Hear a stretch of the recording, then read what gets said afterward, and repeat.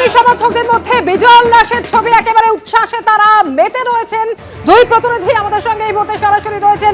রানাঘাট থেকে রয়েছেন অরিত্রিক ভট্টাচার্য এবং তমলুক থেকে আমাদের সঙ্গে রয়েছেন সন্দীপ সরকার। প্রথমেই অরিত্রিকের কাছে আসবো। অরিত্রিক, একই রকম সেলিব্রেশনের ছবি রানাঘাটেও?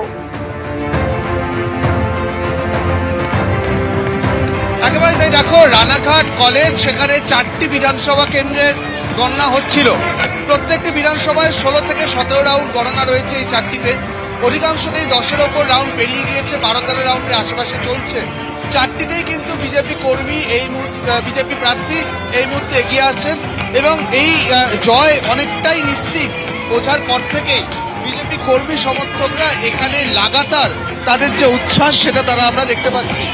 গেরুয়া আবৃত্ত রয়েছে বটেই, বিজেপির দলীয় পতাকা রয়েছে, তেমনই গেরুয়া পতাকা যেগুলো সচরাচর আমরা রামনবমীর মিছিলে দেখি, সেই ধরনের পতাকা, গেরুয়া পতাকা সবই কিন্তু এখানে রয়েছে।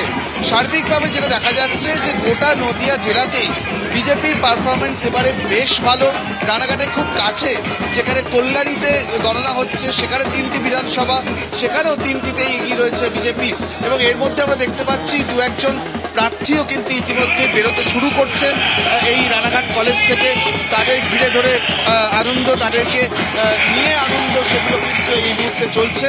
এবং তার সঙ্গে একেবারে গেরুয়া আবিরে একে অপরকে রাঙিয়ে দেওয়ার পালা। একদিকে রানাঘাটের ছবি তুলে ধরলাম, আর এবারে তুলে ধরবো তমলুক থেকে রয়েছেন সন্দীপ, আর অন্যদিকে সল্টলেক থেকে রয়েছেন দীপক ঘোষ।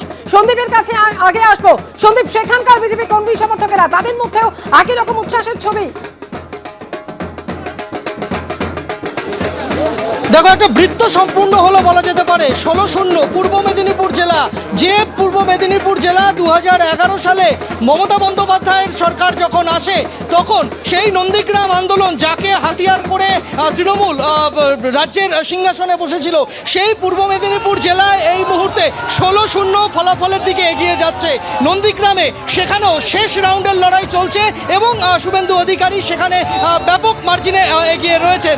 এখন আমি যেখানে দাঁড়িয়ে রয়েছি তমলুক, এখানে যে 6টি বিধানসভার ভোট গণনা হচ্ছিল, প্রায় বলা যেতে পারে যে 4টি বিধানসভার ফলাফল সম্পূর্ণভাবে এসে গিয়েছে।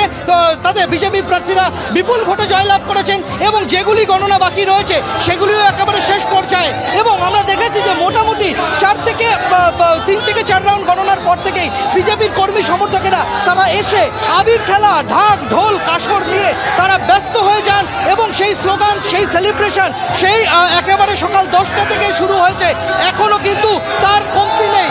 এবং সেই ভিড়ের মধ্যে মহিলারাও রয়েছে। আজকের এই জয় কিভাবে দেখছেন, কি বলবেন?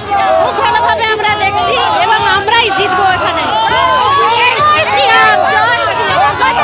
শুধু গেরুয়া ঝড়, চারিদিকে শুধু বিজেপি আর বিজেপি, বিজেপি ছাড়া কোনো কথা নেই।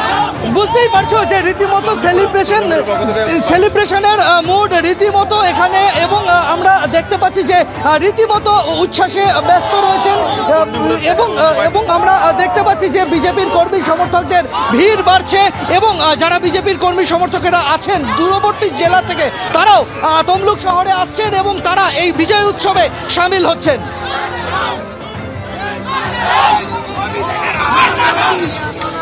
এবিপি আনন্দ, এগিয়ে থাকে, এগিয়ে রাখে।